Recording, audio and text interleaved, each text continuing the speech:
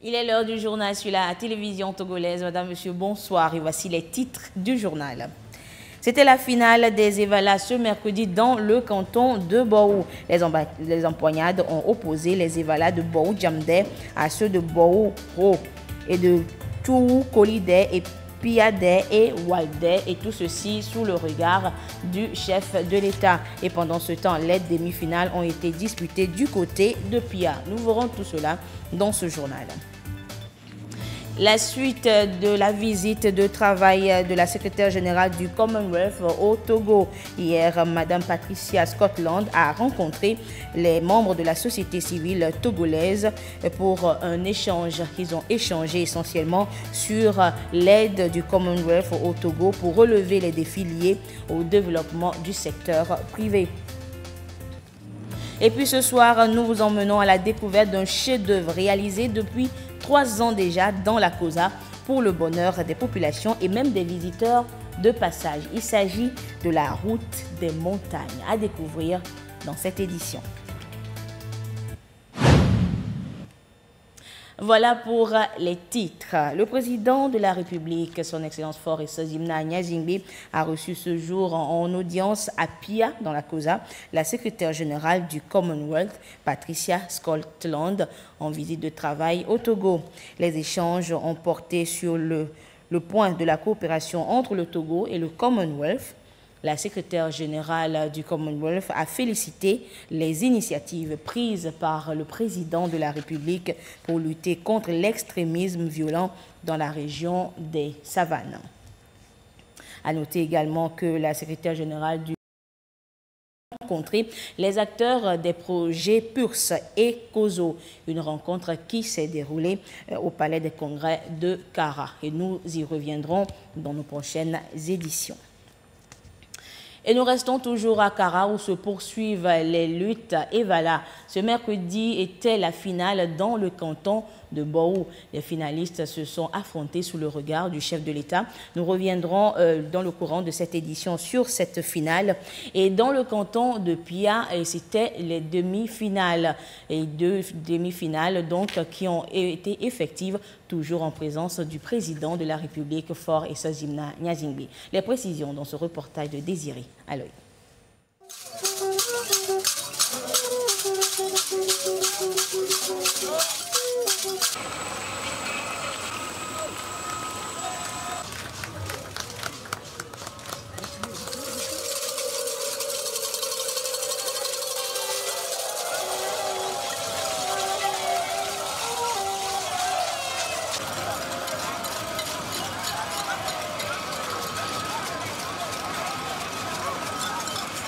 Le canton de Pia a connu ses demi-finales ce mercredi, 5e jour de la lutte initiatique Evala édition 2024 dans la Kosa. La première en présence du chef de l'État, Fort Essazimna Nyazingbe, sur le terrain de l'EPP central de Pia a mis aux prises la coalition accueillie Lao Kioudé Nyama en blanc contre Djamdé en bleu.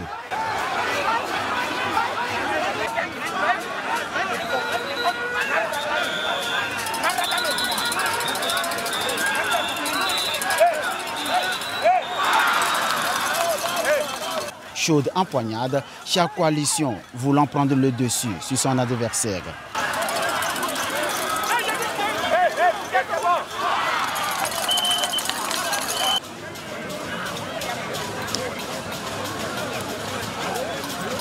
Les Blancs, plus tenaces, enchaînent les points sous le regard admirateur du chef de l'État.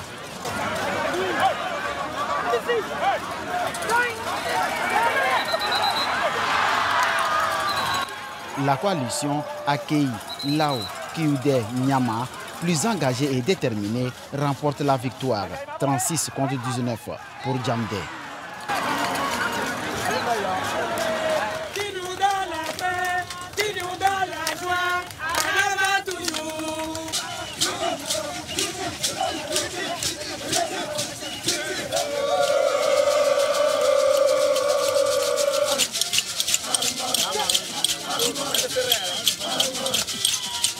Le terrain du CG Kanyalada, l'arène, qui a accueilli les explications entre la coalition Kadjika, Awidna, Koda en rouge et Pita en blanc pour le compte de la deuxième demi-finale, toujours en présence du chef de l'État.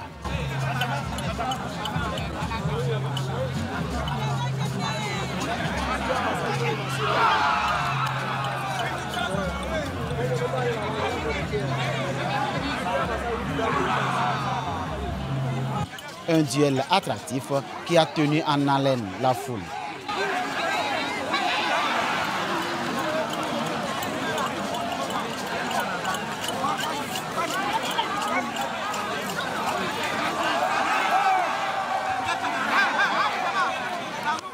Au fil du temps, les Rouges créent un fossé, un signe de bravoure pour ces initiés.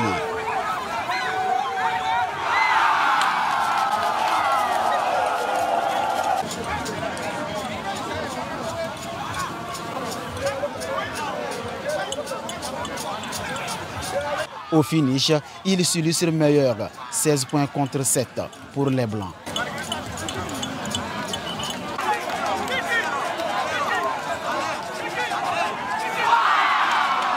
Ensemble, ils affronteront la coalition de la première demi-finale pour la grande finale dans ce canton.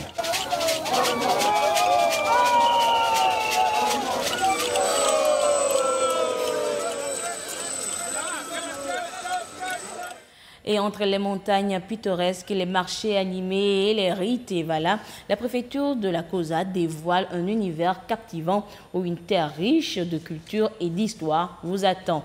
Et ce soir, la rédaction de la télévision togolaise vous propose une carte postale immersive de cette région située au cœur de la Kara. À la découverte de ce territoire où traditions ancestrales et beauté naturelle se rencontrent en parfaite harmonie avec Pierre Sousoupo. La préfecture de la Koza, vue d'en haut. Un paysage saisissant et enchanteur avec une architecture riche. Bienvenue dans ce coin authentique du Togo, au cœur de la région de la Kara, où les traditions ancestrales et les splendeurs naturelles se rencontrent.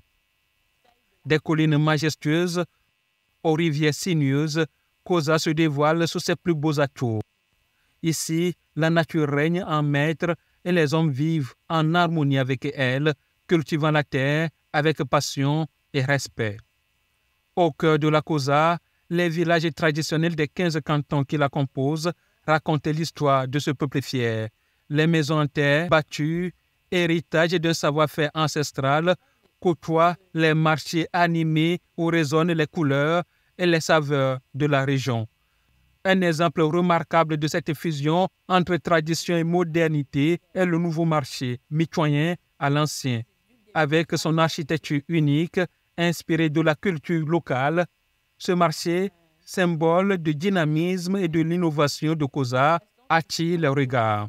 À quelques encablures de là, le palais des congrès de Kara se dresse fièrement, accueillant événements et rencontres, sous le regard du monument du président Feu général Gnassingbé Yadema. Des édifices qui marquent l'histoire et l'importance de Koza dans la région de la Kara. Un autre pilier de l'identité de la Koza, les rites et Vala. Chaque année, les jeunes hommes se préparent avec ardeur pour ces luttes traditionnelles sous l'œil vigilant des aînés.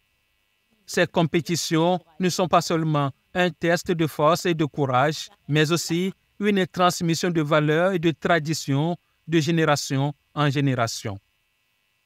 Dans le quotidien de Koza, chaque instant est empreint de chaleur humaine. Les artisans façonnent avec talent les œuvres uniques, tandis que les enfants jouent insouciants à travers les villages.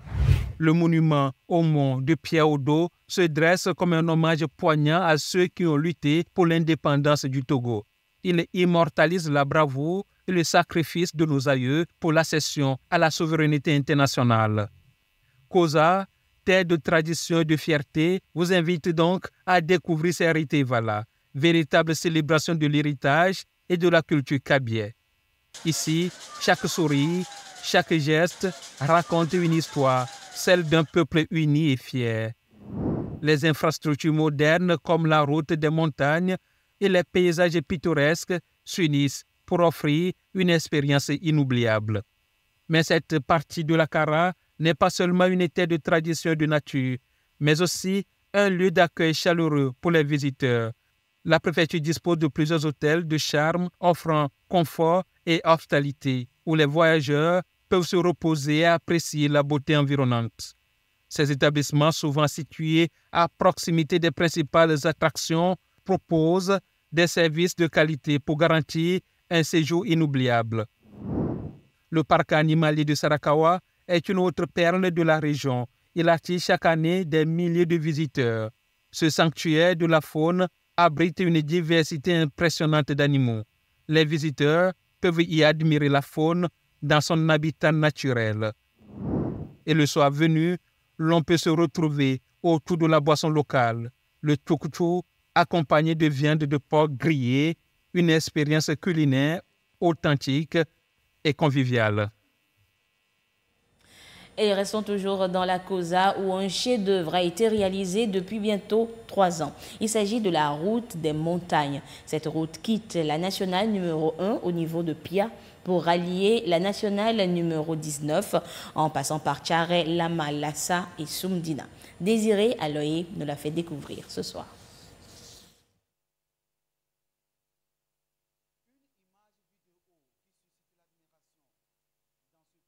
Verdoyant situé en altitude, une voie bitumée matérialisée dans le respect des normes requises. Un bijou réalisé dans la finesse de l'art. Avant, on allait à pied et la montagne, c'était vraiment difficile. Mais aujourd'hui, on est à l'aise. Avec le tournoi, même on peut bien rouler. Si bien il n'y a pas de problème, on remercie vraiment le président qui a pensé à toute la montagne, parce que ce n'est pas à pied seul. C'est elle là, elle continue. Arriver au niveau de Lassa, elle va à Lassa, Baï, Sondinao. Tout ça, c'est bitumé, je crois que tout le monde est à l'aise. L'ouvrage en altitude serpente les montagnes. Elle rallie Pia, Soumdina, Ba et Lassa en passant par Tchare sur une trentaine de kilomètres. L'infrastructure décongestionne la route Soumdina, Lassa, Pia et suscite un plaisir chez les usagers que l'empruntent. Ça m'a plu parce que du fait que la route a été bien tracée, quand bien même il y a des collines, et des vallées, façon, mais c'est une route qui m'a plu.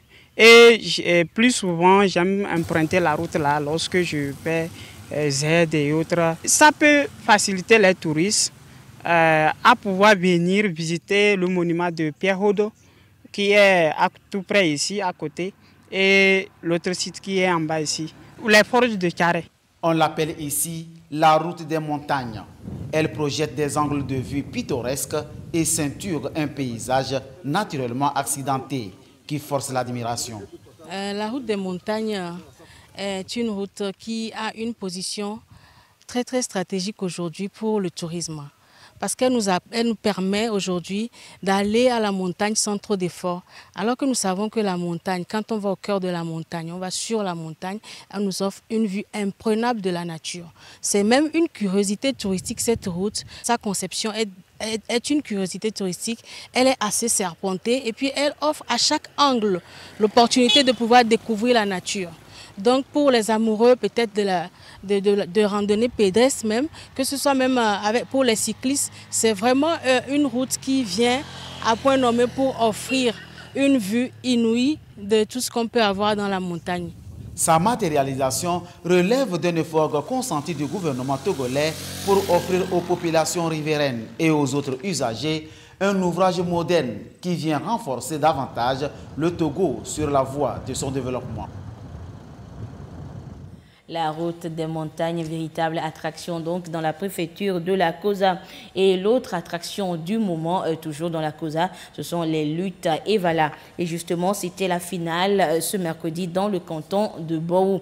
Les empoignades ont opposé les Evala de Bou, Djamde et Bouro à ceux de Tchourou, Kolide, Piade et Walde. Le chef de l'État fort et Sozimna Nyazingbe a assisté à cette manche finale. Le compte rendu de Ekwe Salah. La population n'a pas voulu se faire compter la finale des Evala dans le canton de Bou. L'ambiance sur le terrain cantonal de l'EPP Konzoze en dit long.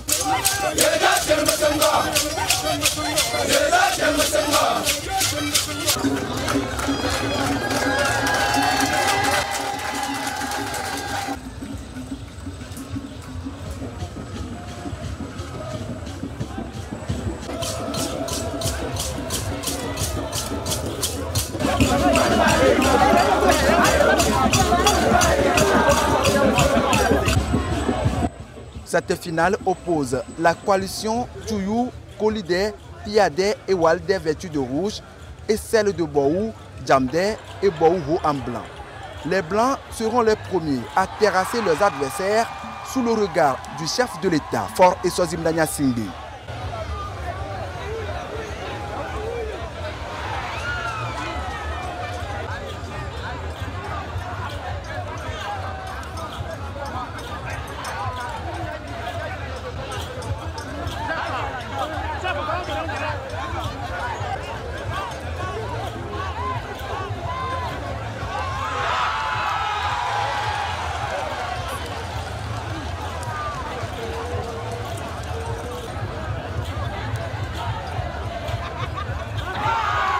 Face à l'engagement des Blancs, les Rouges ne vont pas se laisser faire et changent de tactique. Les victoires s'enchaînent alors dans les deux camps.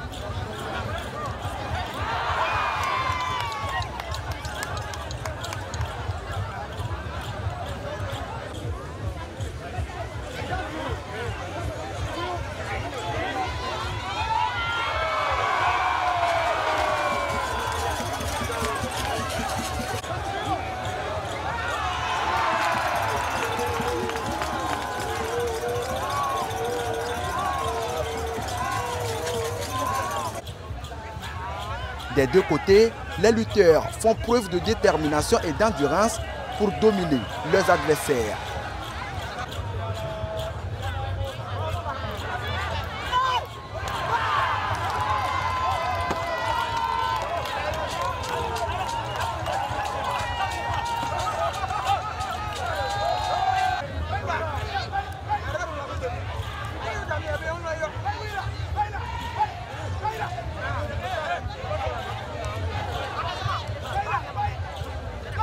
À la fin des empoignades, ce sont les Evala de Bohou, Djamdé et Bohou qui parviennent à l'emporter sur les Rouges.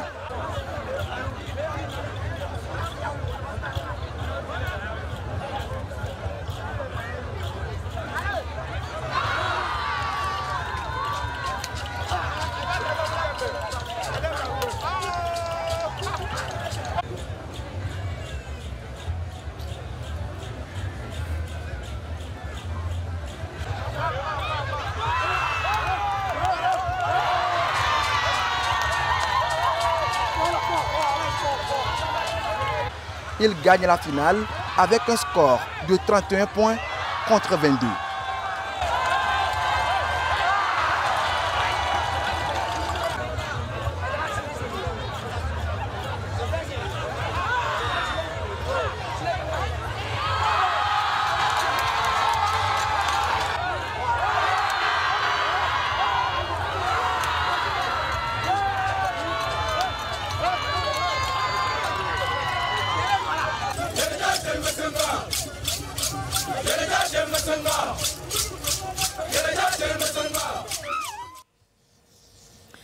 Et on évoque une fois encore la suite de la visite de travail de la secrétaire générale du Commonwealth au Togo.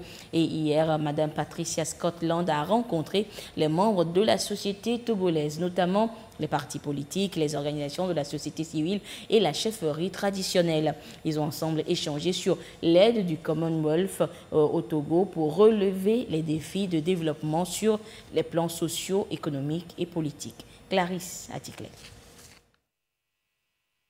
Pour sa toute première visite au Togo, la secrétaire générale du Commonwealth, Patricia Scotland, a rencontré les responsables des partis politiques avec qui elle a eu une séance de travail. La situation sociopolitique du Togo a été passée en revue, notamment l'entrée du Togo dans la Ve République à travers la révision constitutionnelle et les dernières élections législatives et régionales que le Togo a organisées avec succès.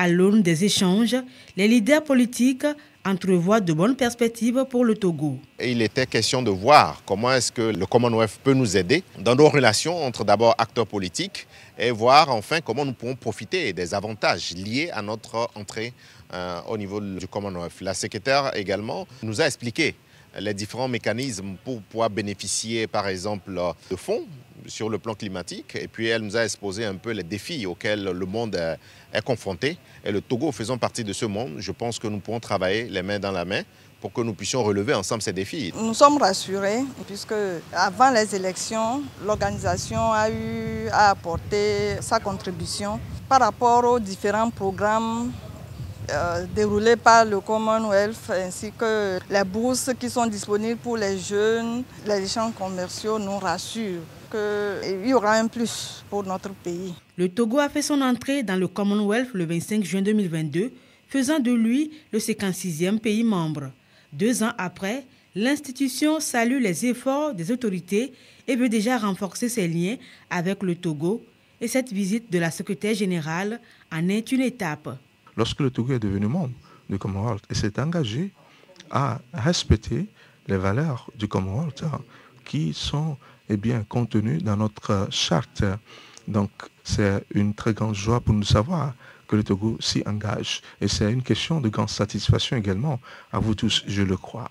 Et comme vous le savez, le Commonwealth a promulgué l'importance de la démocratie il y a plus de 75 ans déjà. Dans ces 75 ans, au cours de ces années, nous avons pu soutenir une approche pluraliste en ce qui concerne la bonne gouvernance. Par conséquent, pour nous, c'est très important que chaque personne autour de cette table s'engage personnellement à respecter ces principes et ce processus démocratique. Le ministre de l'Administration territoriale, de la décentralisation et du développement des territoires a salué la vision pragmatique du chef de l'État et sa volonté de hisser le Togo au rang des pays membres du Commonwealth. Selon lui, le Togo a amorcé une nouvelle ère de son développement socio-économique et politique par la mise en place du cadre permanent de concertation au sein duquel se réunissent les acteurs politiques pour discuter des questions d'intérêt national. Le CPC est composé de la majorité parlementaire, de l'opposition parlementaire et extra-parlementaire et des députés indépendants est un cadre institué pour le suivi de la mise en œuvre des 51 recommandations issues des travaux de concertation nationale entre acteurs politiques, j'ai nommé CNAP. À ce jour, plus de 99% de ces recommandations ont été mises en œuvre. Il ne reste que l'organisation des audiences foraines. Aussi, des échanges au sein du CPC, des propositions ont-elles été récemment faites et prises en compte par le chef de l'État, à savoir l'audit du fichier électoral par les experts de l'OIF, l'augmentation du nombre des députés à l'Assemblée nationale, la revue à la baisse des montants de cautionnement à verser dans le cadre des élections et la révision du cadre juridique en vue de l'organisation des élections multiples.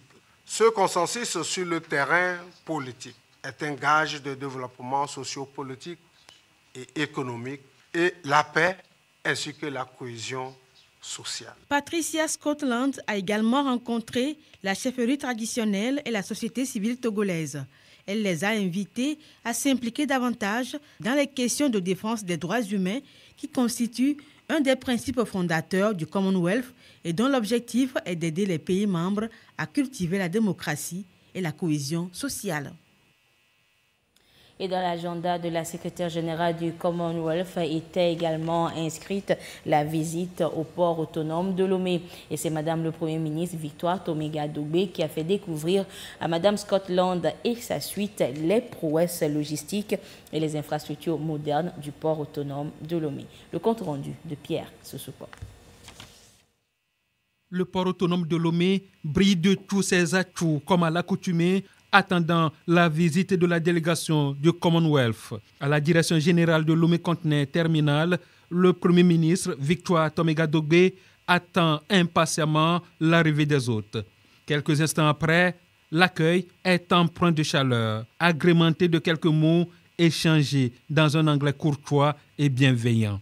Rapidement, l'attention se tourne vers un mini-film captivant présentant les atouts impressionnants du port autonome de Lomé.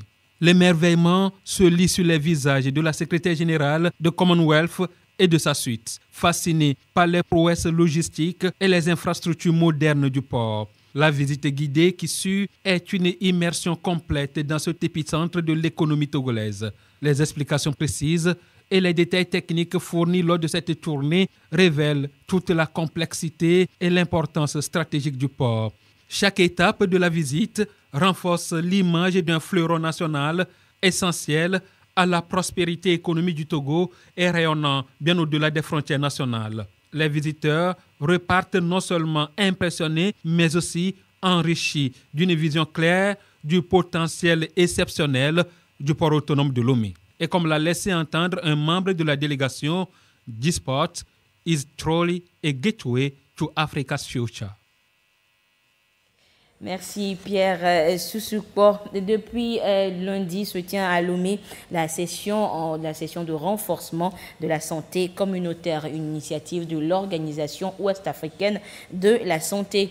Et durant cette session, les experts en santé vont échanger sur les mesures idoines qui devront contribuer à l'amélioration du bien-être des communautés de la sous-région en matière de santé. Les précisions de Maouko Arianor et la voix de Gisèle Kozona. La santé communautaire, le bien-être des populations, une priorité des États membres de la CEDEAO.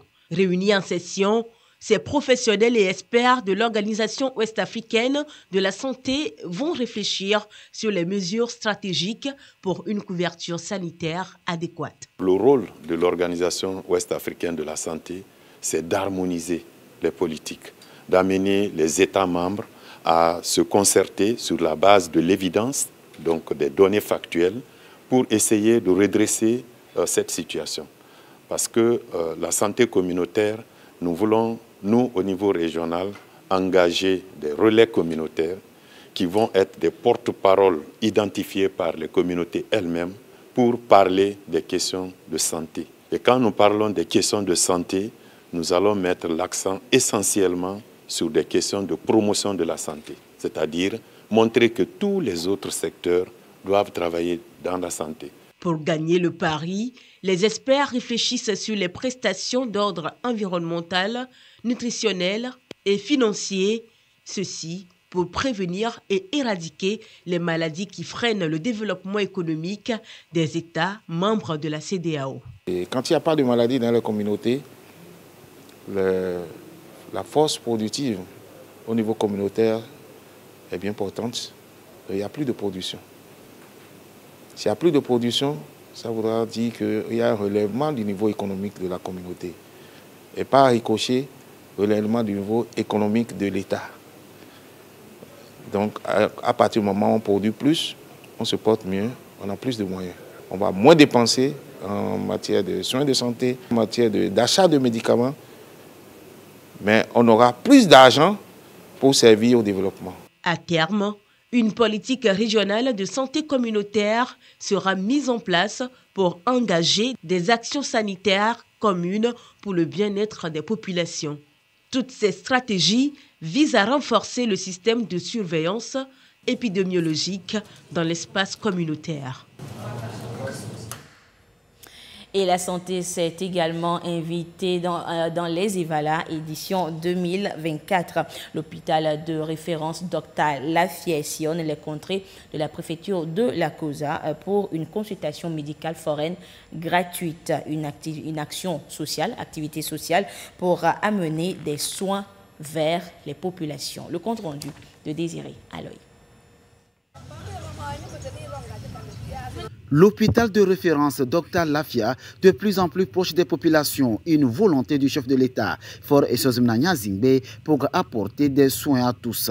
Dans le cadre de la lutte EVALA 2024, les populations de Kouméa bénéficient de cette opération de consultation médicale foraine gratuite. Affluence au centre médico-social pour être consulté. Dame Marie est dans la queue. Je suis dans le canton de Kouméa. Je suis très fière ce matin parce que je viens de faire une consultation gratuite. Tout à l'heure, je vais prendre les produits comme les autres. Franchement, le chef de l'État pense à nous. Merci infiniment. Plusieurs pathologies sont prises en compte. Pour cette consultation foraine, nous sommes en train d'abord de faire le dépistage de quelques pathologies. Si ce n'est pas à notre niveau, nous recommandons une référence vers les spécialistes. Donc les différentes pathologies rencontrées, ce sont donc l'hypertension artérielle, le diabète, des pathologies infectieuses au niveau digestif et d'autres pathologies infectieuses. Actuellement, nous venons de recevoir un cas de fasciite nécrosante que nous sommes en train de gérer. Le paludisme, nous en rencontrons beaucoup. Même engouement à Tchare et à Ouyamde pour bénéficier de la générosité du chef de l'État. Les mots se réjouissent d'être à ce rendez-vous de prise en charge gratuite. Il y a une consultation gratuite. Docteur Lafia, j'ai dit, il faut que je profite, venir voir juste qu'est-ce qui gêne mon organisme. À l'infirmerie de Tchare, je garde espoir pour qu'on puisse me sauver de mes malaises. Vraiment, je remercie beaucoup le chef de l'État, M. Faure Sosom Nyasengbe. Je le remercie beaucoup de son effort. Que Dieu le garde. Il n'a qu'à continuer comme ça. À Pia Hodo et à Pia Pita, les patients se convergent vers les formations sanitaires. On m'a fait les analyses. J'avais tellement de problèmes, ma tension est remontée. On m'a donné les produits gratuitement. Je remercie le chef de l'État qui a pensé à nous. J'étais malade, je n'ai pas de moyens pour venir à l'hôpital. Aujourd'hui, Dr Lafia est venu chez nous à Piahodo. Ça m'a permis de venir. On m'a consulté et on m'a donné les produits gratuitement. Je remercie vraiment le chef de l'État, Faure Nyasingbe, parce qu'il pense à nous, la population. Avec ça, je serai guérie et je vais bien travailler. J'étais malade depuis que j'étais à la maison. Je ne sais pas comment faire pour venir à l'hôpital. Je suis venu, je suis fier, très fier d'avoir les produits que j'ai eus. Ça va me guérir et je vais continuer à travailler. Je remercie beaucoup le chef d'État. C'est grâce à lui que j'ai eu ces produits-là aujourd'hui. Que Dieu n'a qu'à lui bénir. Il prend vraiment soin de sa population. C'est une action de cœur du chef de l'État, des consultations médicales pour renforcer le plan d'action sociale. Donc cette année, nous sommes allés un peu hors de la COSA. Nous sommes arrêtés à la préfecture de Felgou.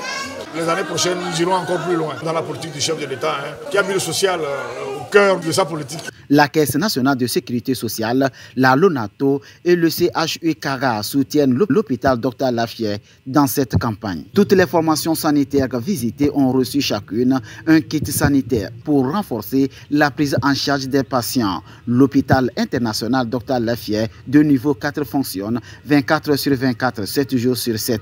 Il prend en compte toutes les pathologies. Et ainsi se referme ce journal. Merci de votre fidélité à la télévision togolaise. Excellente suite de nos programmes. Au revoir.